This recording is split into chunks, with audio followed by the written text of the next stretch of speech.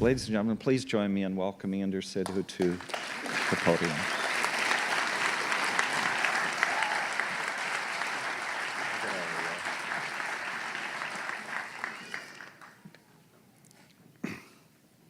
Thank you, Dean Robertson. Congratulations, graduates, family, and friends. You know, with this hat, I was actually going to claim that I have a full head of hair, but I guess you put up the picture, so that part's not going to work. You know, for a Wharton MBA graduate, there is no greater honor than to be able to speak at a Wharton graduation. So thank you. Today, I'd like to share with you a few stories from my life. Now, they don't have anything to do with spreadsheets or PowerPoint presentations or case studies.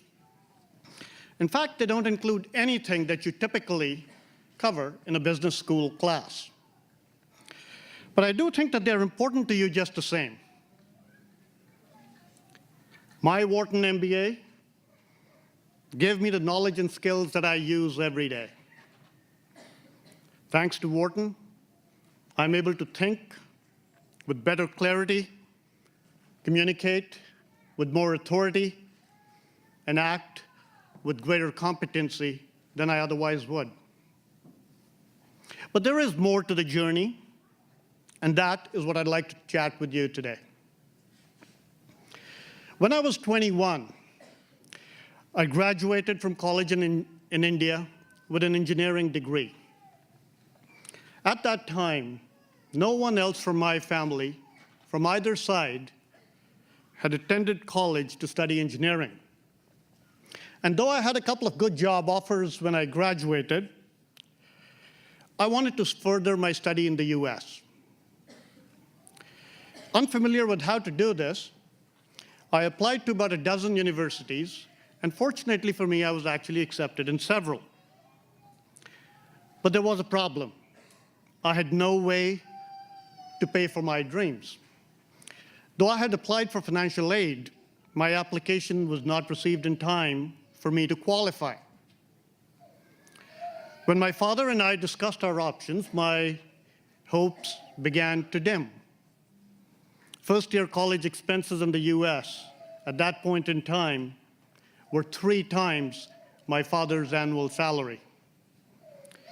While I believed that further study in the US was the right path for me, there was no way that my family of modest means could afford it.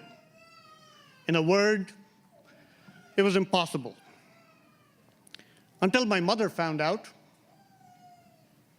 The word impossible is in the dictionary of fools, she said. If you have the courage, you can do anything.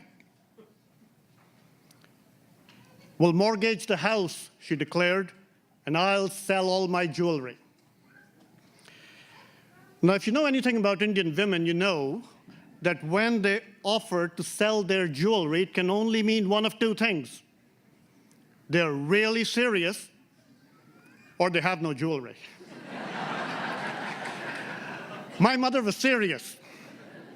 I don't understand what loans she and my father took to afford my education. All I know is that a few months after she made that bold statement, I was boarding a plane for the first time that I had ever done that in my life, headed off to America to study. In one pocket, I carried a bank draft made out to the university for the full amount of my tuition and expenses. And in the other pocket, I had all the rest of my money, all $21 of it. Soon after landing at the university, I managed to get a research job. I never used the bank draft.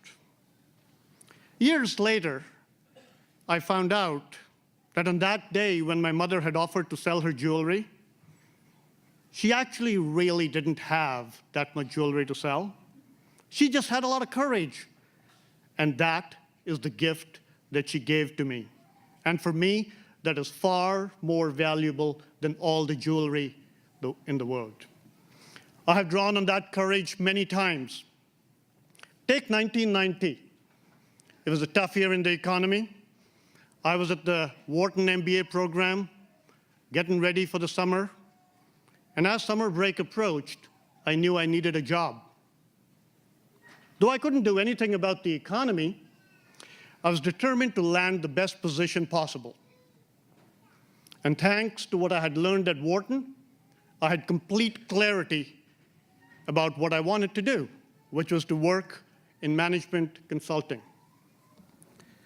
My top choice was Bain & Company, with a roster of clients that included many of the world's top organizations. Bain was a premier management consulting organization. It was a dream destination for many of us at Wharton, but getting in wasn't easy. Bain offered first-round interviews to about 225 students from Wharton's class of about 800. Afterwards, just 15 of the 225 would advance to the second round of interviews in Boston, and it being a tough year, Bain planned to hire only 2 people for that summer job. Although I couldn't do anything about the economy, I was determined to land the best position possible. Now, I realized that the odds weren't good for me, but I was hopeful. Call it hubris, call it naivete, but I felt that having a degree from one of India's finest engineering schools, having relevant work experience, and having top grades at Wharton would distinguish me from other candidates. But it didn't. When Bain posted their name of the 225 students that it wanted to interview, my name was not on the list. Dejected, I figured my best shot at getting hired by one of the top companies in management consulting was over before it had even started. And then I remembered what my mother had said. Impossible is in the dictionary of fools. If you have the courage, you can do anything, I reminded myself. And inspired, I called Bain and asked that they give me one last consideration. No, I was firmly told, we have our procedures and we follow them. So I showed up to the hotel where the interviews were underway.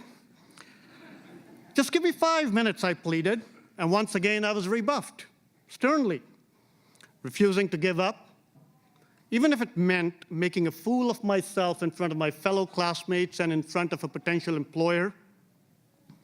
I sought out the top recruiter and asked if he would chat with me between interviews. My calendar is full, he said, and there is just no time to do that. I've got 15 people to interview from morning to afternoon, and then I'm on a flight.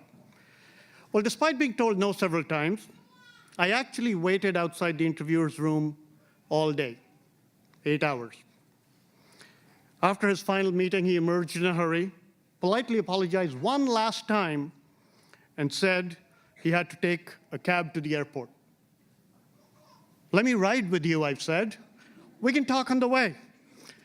While exhausted from a day of interviews, he relented.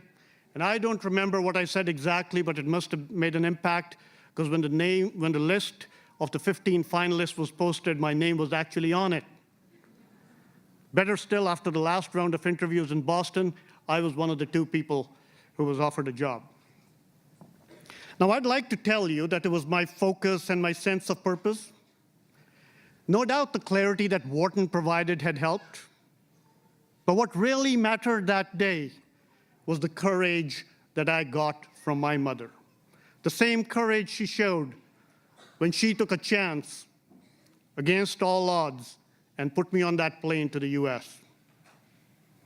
In your journey, there will be times when you will be faced with making a choice, with taking a chance.